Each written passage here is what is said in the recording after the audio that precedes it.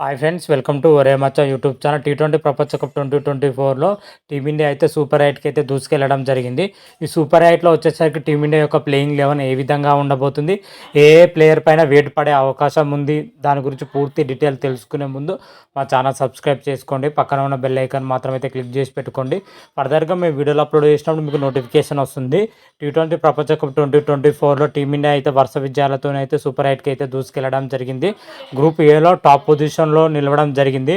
3 మ్యాచ్ల్లో గెలిచి ఒక మ్యాచ్ రద్దవడంతో 7 పాయింట్లతో టాప్ పొజిషన్లో ఉండడం జరిగింది. అయితే ప్రజెంట్ సూపర్ ఎయిట్లో ఉన్న టీమిండియాకి అయితే 3 జట్లు అయితే తలపడని ఉన్నాయి. ఒక జట్టు ఆస్ట్రేలియా, ఆఫ్ఘనిస్తాన్, బంగ్లాదేశ్. టీమిండియా అయితే తలపడే అవకాశం అయితే ఉంది. గ్రూప్ 1లో వచ్చేసరికి మొత్తం 3 మ్యాచ్ల్లో టీమిండియా 3కి 3 గెలిస్తేనే సెమీఫైనల్కు చేరే అవకాశం అయితే కనిపిస్తుంది. అయితే సూపర్ ఎయిట్లో వచ్చేసరికి టీమిండియా యొక్క ప్లేయింగ్ 11 ఎలా ఉంటుంది, ఏ విధంగా ఉంటుంది, ఎలా ఉండబోతుంది అయితే ఒకసారి చూసుకుందాం. అయితే గ్రూప్ మ్యాచ్లు ఇప్పటివరకు ఆడిన మ్యాచ్లు వచ్చేసరికి అమెరికా పిచ్చులు పైన ఆడింది. అవి పిచ్చులు వచ్చేసరికి డ్రాఫ్టింగ్ పిచ్చులు కావడంతో టీమిండియా ఒక మాదిరి అయితే ఆడడం జరిగింది. అయితే ఇప్పుడు సూపర్ ఎయిట్ మ్యాచ్లు వచ్చేసరికి వెస్టిండీస్ పిచ్చుల పైన ఆడే అవకాశం ఉంది. ఆ వెస్టిండీస్ పిచ్చులు వచ్చేసరికి పూర్తిగా బ్యాటింగ్తో పాటు ఎక్కువ స్పిన్కు అనుకూలంగా ఉంటాయి పిచ్చులు.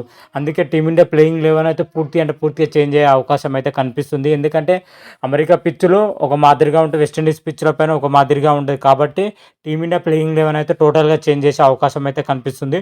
ముఖ్యంగా ఎక్స్ట్రా స్పిన్నర్ని అయితే బరిలో దించే అవకాశం అయితే కనిపిస్తుంది. హర్షదీప్ సింగ్ లేదా మహమ్మద్ సిరాజ్ ప్లేస్లో వచ్చేసరికి కుల్దీప్ యాదవ్ లేదా యజేంద్ర చాహల్ను బరిలో దించే అవకాశం అయితే కనిపిస్తున్నాయి. ఎందుకంటే వెస్టిండీస్ పిచ్లో వచ్చేసరికి స్పిన్కు చాలా అనుకూలిస్తాయి. కాబట్టి ఒక ఫుల్ టైం స్పిన్నర్ ఉంటే జట్టుకు అడ్వాంటేజ్ ఉంటుంది. కాబట్టి మహమ్మద్ సిరాజ్ ప్లేస్లో వచ్చేసరికి కుల్దీప్ యాదవ్ను తీసుకునే అవకాశం అయితే కనిపిస్తుంది.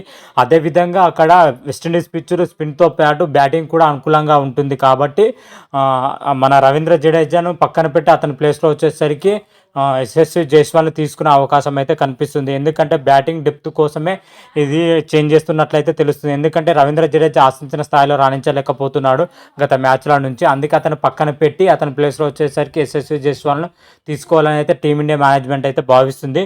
ఈ 2 చేంజ్లు అయితే టీమిండియా ఖచ్చితంగా చేయబోతుంది. వెస్టిండీస్ పిచ్లను బట్టి టీమిండియా ఒక ప్లేయింగ్ 11 మాత్రమైతే ఈ విధంగానే ఉండబోతుంది. ఒకవేళ యశస్వి జైస్వాల్ జట్టులోకి వస్తే మనకు విరాట్ కోహ్లీ వచ్చేసరికి 1 డౌన్గా బ్యాటింగ్ చేసే అవకాశం అయితే కనిపిస్తుంది. ఎందుకంటే యశస్వి జైస్వాల్ రోహిత్ శర్మతో పాటు ఓపెనింగ్ చేస్తాడు. కాబట్టి మన విరాట్ కోహ్లీ వచ్చేసరికి 1 డౌన్గా బ్యాటింగ్ చేసే అవకాశం అయితే కనిపిస్తుంది. ఆ తర్వాత చూసుకుంటే యథావిధిగా అయితే బ్యాటింగ్ లైనప్ అయితే కొనసాగుతుంది.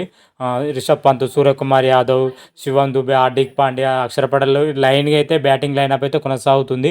ఓవరాల్గా చూసుకుంటే టీమిండియా మాత్రమైతే వెస్టిండీస్ పిచ్ల పైన ప్లేయింగ్ 11 మాత్రమైతే ఈ విధంగానే ఉండబోతుంది. రోహిత్ శర్మ, యశస్వి జైస్వాల్, విరాట్ కోహ్లీ, సూర్యకుమార్ యాదవ్, రిషబ్ పంత్, శివం దుబే, హార్దిక్ పాండ్యా, అక్షర్ పటేల్, మహమ్మద్ సిరాజ్, జస్ప్రీత్ బుమ్రా, కుల్దీప్ యాదవ్తో కూడిన ప్లేయింగ్ 11 అయితే ఉండబోతుంది. ప్లేయింగ్ 11లో చూసుకున్న టీమిండియా అన్ని విభాగాలు అయితే స్ట్రాంగ్గానే కనిపిస్తుంది.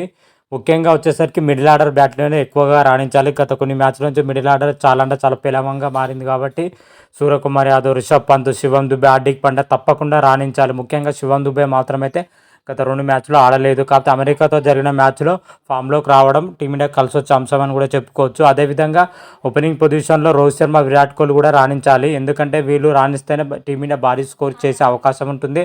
అదేవిధంగా ప్రత్యర్థి జట్లపైన భారత్ ఆధిపత్యం అయితే కొనసాగించే అవకాశం ఉంటుంది. అదేవిధంగా సూర్యకుమార్ యాదవ్ మంచి ఫామ్లోనే కొనసాగుతారు. రిషబ్ పంత్ కూడా మంచి ఫామ్లో ఉండడం టీమిండియాకు కలిసి వచ్చే అంశం అని చెప్పుకోవచ్చు. అదేవిధంగా లోయర్ ఆర్డర్లో చూసుకుంటే హార్దిక్ పాండ్యా, అదేవిధంగా అక్షర్ పటేల్ మాత్రమైతే తప్పకుండా రాణించాలి లోయర్ ఆర్డర్లో. లేకపోతే టీమిండియాకు భారీ స్కోర్ చేయడంలో విఫలమవుతుంది.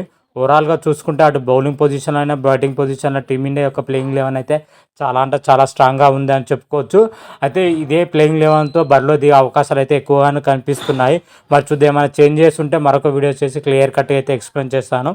అంతవరకు మీకు ఈ వీడియోగా నచ్చినట్టయితే లైక్ చేయండి, షేర్ చేయండి. మరిన్ని వీడియోల కోసం మా ఛానల్ సబ్స్క్రైబ్ చేసుకోండి. పక్కన ఉన్న బెల్ ఐకాన్ మాత్రమైతే క్లిక్ చేసి పెట్టుకోండి. ఫర్దర్గా మేము వీడియోలు అప్లోడ్ చేసినప్పుడు మీకు నోటిఫికేషన్ వస్తుంది. హర హర మహాదేవ్, శంభో శంకర. Thank you.